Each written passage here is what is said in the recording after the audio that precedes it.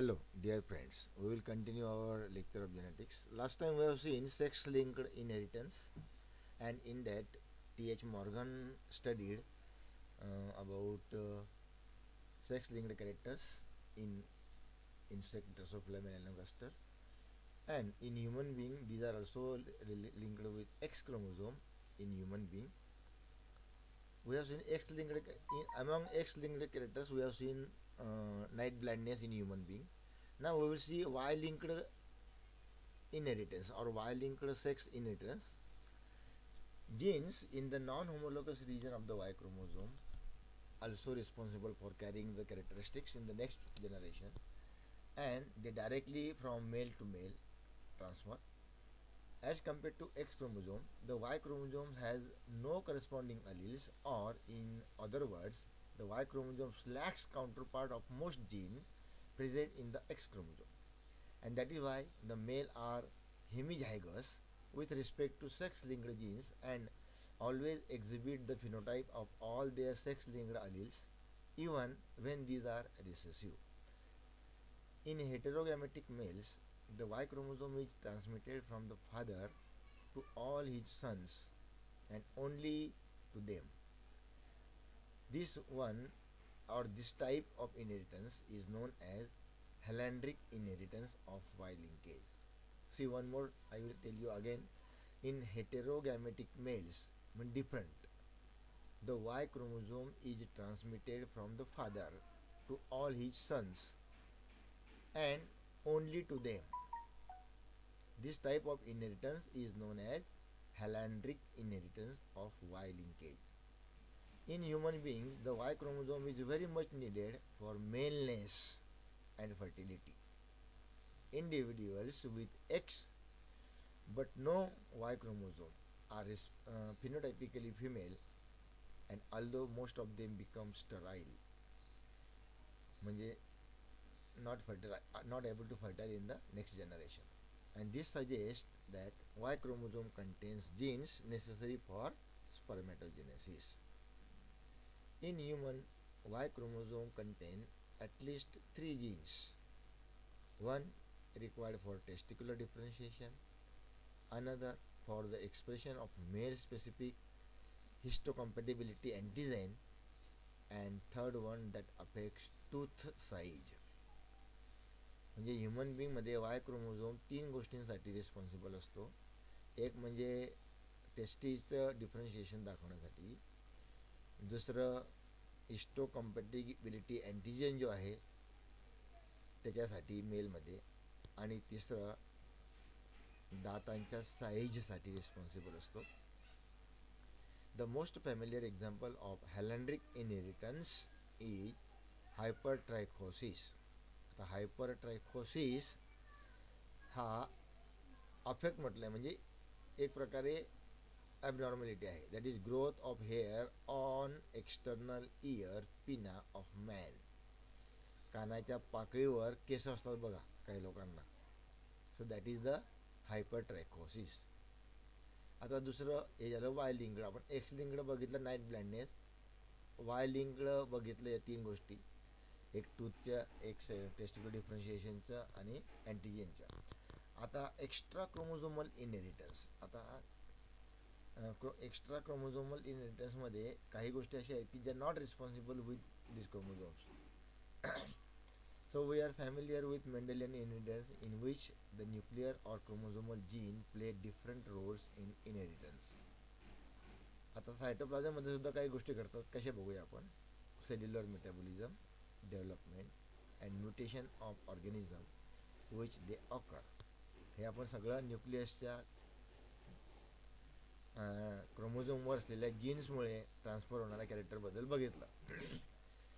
Though the genes of nuclear chromosomes have a significant and key role, the inheritance of almost all traits from generation to generation, but they altogether cannot considered as the sole vehicles of inheritance, because certain experimental evidences suggest that the occurrence of certain extranuclear genes or DNA molecules in the cytoplasm of many prokaryotic and eukaryotic cells आतापर्यंत आपण inheritance जे बघितलं ते फक्त DNA वरचे बघितलं आणि खास करून न्यूक्लियसमधले घटक जे आहेत त्यांच्या संबंधित बघितलं.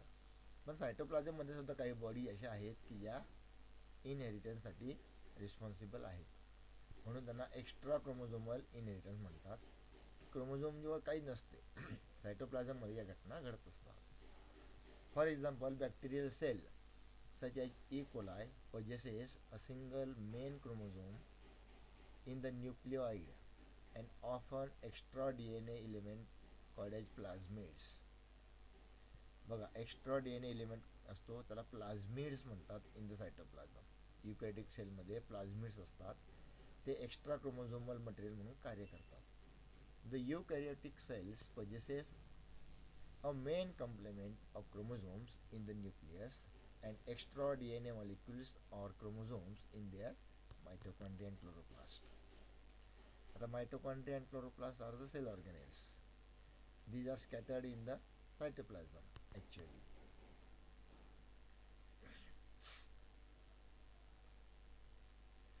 Qualifying also as extra hereditary elements are certain viruses, bacteria and algae. These cytoplasmic extranuclear genes or DNA molecules of plasmids, mitochondria, chloroplast, endosymbionts and cellular surfaces have a characteristic pattern of inheritance which does not resemble with that of genes of nuclear chromosomes and is known by different terms such as non-Mendelian, non-chromosomal, uniparental, maternal, extrachromosomal, cytoplasmic and extranuclear inheritance. Extra chromosomal इनहेरिटन्सला किती नावं दिलेली आहेत? Non Mendelian, non chromosomal, uniparental, maternal, extra chromosomal, cytoplasmic and extra nuclear inheritance, एवढी नावं आहेत बघा वेगवेगळी. नाव extra chromosomal inheritance in eukaryote. आता हे झालं प्रोकॅरियोटच्या सेल म्हणजे बॅक्टेरियल सेलचे बघितलं आपण. आता युकॅरियोटमध्ये म्हणजे plant ॲनिमलमध्ये many geneticists have studied various cases of extra chromosomal inheritance in eukaryotes, and some of the examples of these extra chromosomal extranuclear inheritance is shell coiling in Limnia. Limnia is a snail, freshwater snail, and the shell coiling is of different either right-handed coiling or left-handed coiling. त्याला आपण generally dextral किंवा सायनिस्ट्रल म्हणतो मी. The shell coiling in snail gastropod is an example of maternal inheritance. हे maternal inheritance आहे in which the shell is spirally coiled. In most cases the direction of coiling of the shell is clockwise if viewed from the apex of the shell. This type of coiling is called dextral. म्हणजे clockwise जर का असेल तर ती dextral. However in some snails the coiling of the shell may be counter clockwise म्हणजे उलट, घड्याळाच्या उलट दिशेने, ऑर सायनिस्ट्रल. त्याला दुसरं नाव आहे सायनिस्ट्रल. डेक्स्ट्रल म्हणजे क्लॉकवाईज म्हणजे घड्याळाच्या काट्याप्रमाणे त्या शेलचे घेर गोल फिरलेले असतील आणि हे उलटे असतील अँटी क्लॉकवाईज. आणि both type of coiling are produced by two different types of genetically controlled cleavage, one being dextral cleavage and another being sinistral cleavage. फिगरमध्ये दाखवले, पुढच्या स्लाइडला बघूया आपण की बुवा या गोगल गायचा एम्ब्रियो जो आहे तो एम्ब्रियोनिक मुवमेंट जी आहे पहिली स्टेज क्लिवेजची तिथूनच सुरुवात होऊन जातं की याच्या शेलचे कॉइलिंग क्लॉकवाईज राहणार की अँटी क्लॉकवाईज राहणार. आणि हे कॅरेक्टरिस्टिक एक्स्ट्रा क्रोमोझोमल मटेरियलवर डिपेंड असतं. कसं बघूया. There are some species of gastropods in which all the individuals are sinistral but the main interest attaches to a species in which sinistral individuals occurs as a mutation among a population of normal dextral animals, and such a mutant was discovered by A. Sturtevant, स्टुटव्हंट नाव असलं तर ते 1923 काम केले त्याने in the फ्रेशवॉटर snail लिमनिया पेरेग्रा. Breeding and breeding of dextral and sinistral snails showed that the difference between the two forms is dependent on a pair of allelomorphic genes and the gene for sinistrality being recessive.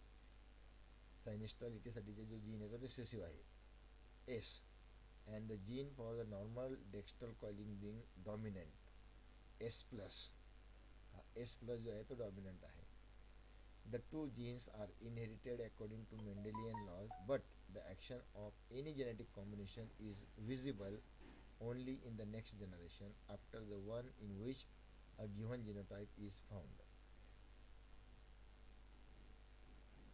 आता स्टुटव्हंटने 1923 हा अभ्यास केलेला आहे लिम्ने पेरेग्रामध्ये की ॲलेलोमॉर्फिक jeans जे आहेत ते सायनिस्टल किंवा डेक्स्टरसाठी S किंवा एस प्लस म्हणून ओळखले जातात आणि पुढच्या पिढीत एक्सप्रेस होतात.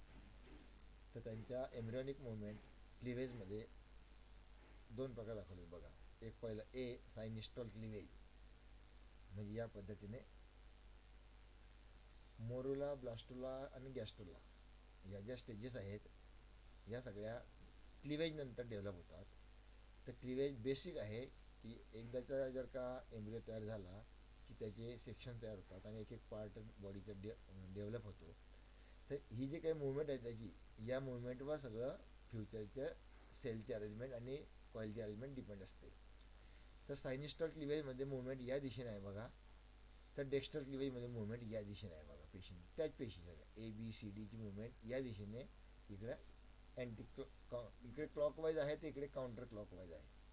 आणि म्हणून इकडे जर अशी सायनिस्टल क्लिव्हेज असली तर असा शेल तयार होतो बघा, असा म्हणजे असं या पद्धतीने, आणि याच्यामध्ये या पद्धतीने शेल तयार होतो, म्हणजे शेल उलटा होतो.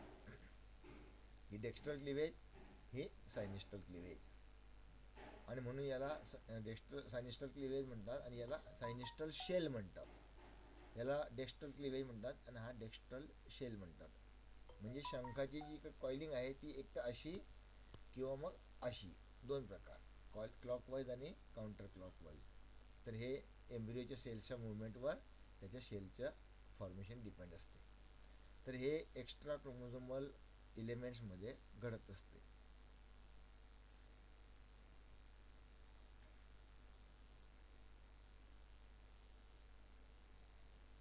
The eggs of a homozygous sinistal individual SS, आता एक पेअर असते जीन्सची ती पुढच्या पिढीत एक्सप्रेस होत असते. तर आणि S प्लस, आता हा रिसेसिव्ह आहे, हा डॉमिनंट आहे असं आपण म्हटलं होतं मागच्या वेळेला, are fertilised by the sperm of dextral individual S plus plus, म्हणजे हा सायनिस्ट्रल आहे छोटे SS वाले आणि प्लसवाले डेक्स्ट्रल आहेत. तर eggs cleave sinistrally and all the snails of F1 generation shows a sinistral coiling of the shell, and thus the gene of sperm S plus does not manifest themselves.